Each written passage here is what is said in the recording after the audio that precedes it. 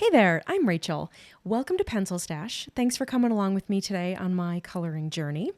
Now today we are diving back into Worlds Within Worlds, one of my favorite coloring books, to tackle this page.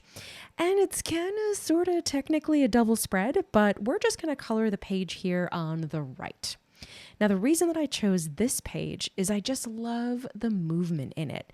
It's got great flow, and I think it would be perfect to use a subset of my pencils that I've arguably probably hardly / never used. And that is my neon pencils. Now, I am going to be supplementing with non-neon, of course. And my favorite pastels, they aren't too neon, so I'm probably just going to stick with my Prismacolors and my Crayolas for today. But overall, my goal is to make this page bright and lively and fun. So come along with me, let's see what we can come up with.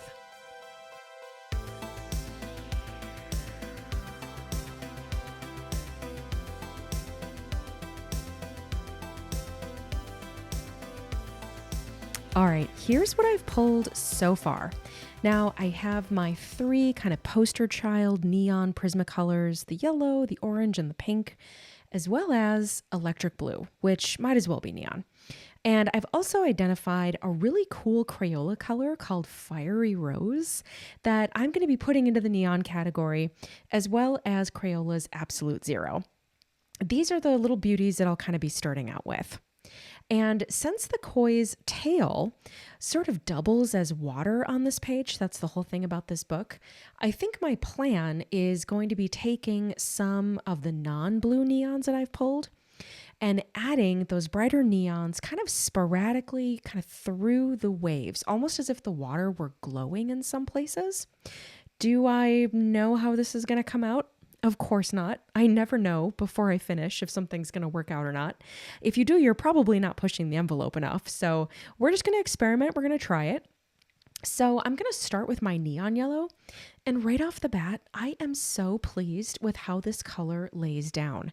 For some reason, it just glides gloriously. Isn't it funny how some pencils in the same set can feel kind of on the scratchy side and others just feel glorious?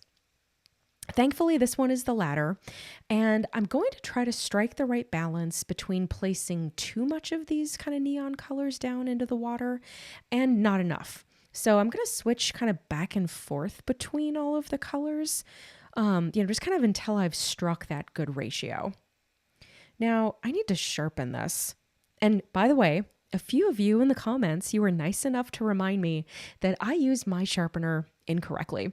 Now, truth is, I know that I'm supposed to turn the sharpener instead of the pencil, but for some reason, when I do it that way, or I try to do it that way, my brain stops communicating with my hands, and I feel like I'm trying to write my name backwards and left-handed and walk sideways, like all at the same time. I don't know why. I turn it the wrong way. I just cannot get the hang of it. Maybe one day, but for now, I think I have to continue doing it wrong. So let's zoom in and focus on just this one little spot here. Now, the other thing that is apparent to me, though not quite concerning yet, is that this color is difficult to get varied pressure with. Now, most colors you can kind of let up on your pressure and the color almost disappears. That's usually how I kind of feather out a color. But this one, it isn't as easy to control like that for some reason. So now I'm planning to feather my blues right into the edges here. So I'm not sure how that's going to translate in the end, but I'm not worried just yet. I think that we'll be okay, but just something to note. And I'm just going to kind of continue to add in some of these neons into this small section that I'm working on until I think I've got that good balance down. Then I'm going to switch to my blues to build in the water surrounding these neon colors, which is nice because I immediately got to try out the feathering into the neons, and I'm happy to say that it worked out just fine. Now, the two are never going to blend seamlessly because they're two just completely different colors, but that's actually okay. I need to get more comfortable myself with harsher transitions in my own coloring. I tend to rely on the gradients, and I shy away from two things, super contrast right up against each other. So this is actually really good practice for me. And I'm just going to go back and forth between the two blues that I have here, using the lighter one in these open kind of white spaces that the artist has left for us. And then I'm going to put the slightly darker electric blue color in the areas where the artist has drawn in some texture. Now I do want to add in a darker blue here just for some additional contrast. But I did want to stay with my theme of kind of using pencils that I hardly ever get to utilize. So I pulled a color called violet blue. Now this isn't one that I typically gravitate towards. I'm not sure why. It's very pretty, but this color just kind of gets largely ignored. So let's use this one. And I'm just going to focus this into kind of those darker textured areas or more textured areas to give these waves and shapes some dimension. Because our contrast here is really going to sort of make the waves look not as flat. And in some of the areas where I needed a little bit of blending, I did use my lightest blue, this Absolute Zero, as well as a Q-tip. Now this is the approach that I took across this little corner of the page until it looked like this, and I really liked it. So I kept going. I did another section,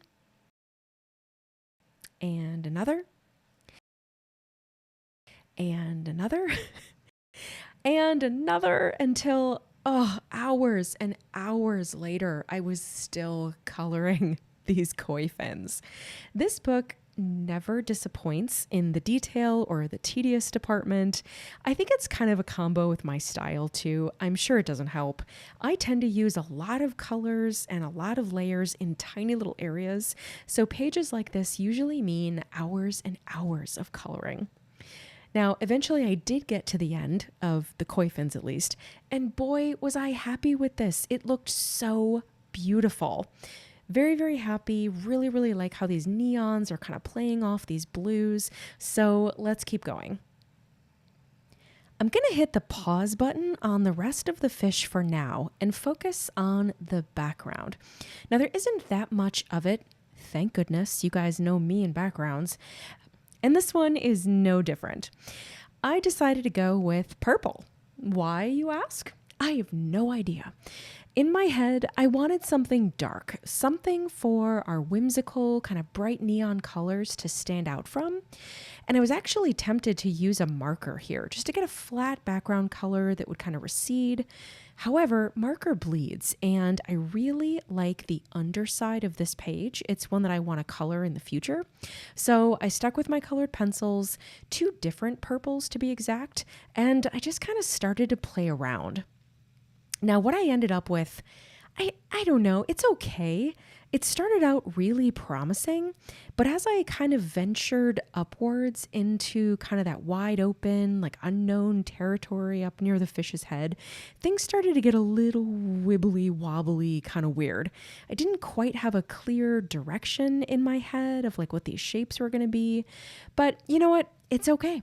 I mentioned earlier that if I knew how things were going to come out, it isn't worth doing them. So once I blended the background a bit with just a teensy weensy bit of Gamsol, I was a bit happier. So let's move on. Let's jump back to the main body of the koi fish now. Now I wish I could go hog wild here, but to be honest, with how much time I'd already invested in the tail fins, my gut instinct was to just kind of simplify, just go really simple. So I grabbed my neon yellow and my neon orange, and I layered both colors just up kind of into the top overlapping section of each of the fish scales, just kind of following the texture lines that the artist had already drawn in for us. And the same thing up onto his head and kind of face area here, which really ended up being my favorite part.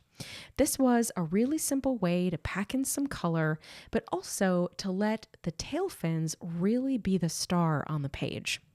Now, I did decide to leave the rest of the fish uncolored. I wanted it to be white anyway, so I told myself I was just being efficient. Now, lazy, efficient, I don't know. It's kind of a toss-up. Either way, I'm very happy with him. Now, moving into the home stretch now, just a few little details left. Now, the bubbles, I ended up kind of using my silver metallic marker on. I thought they'd show up a bit more metallic than they did, but I have no regrets. Now, the little fish shadows I colored in with a black metallic gel pen, and the surfers I matched to the fun neon colors we used before. And that's it. This page is done. Another one in the books. Now, I learned a lot from this page, namely, don't ignore the neon pencils. They are amazing. This neon yellow is my new favorite, and I'll definitely be utilizing these a lot more moving forward. Now, I hope you liked today's video. Please hit the thumbs up button. It really helps the channel out. My goal is to reach 100,000 subscribers one of these days or years, and I'm already nearly halfway there. So if you could share my video with a friend that also likes coloring, that would be amazing too. Don't forget to check out the Etsy shop and the merch store. Links are down below in the description, and I'll see you in the next video. Happy coloring!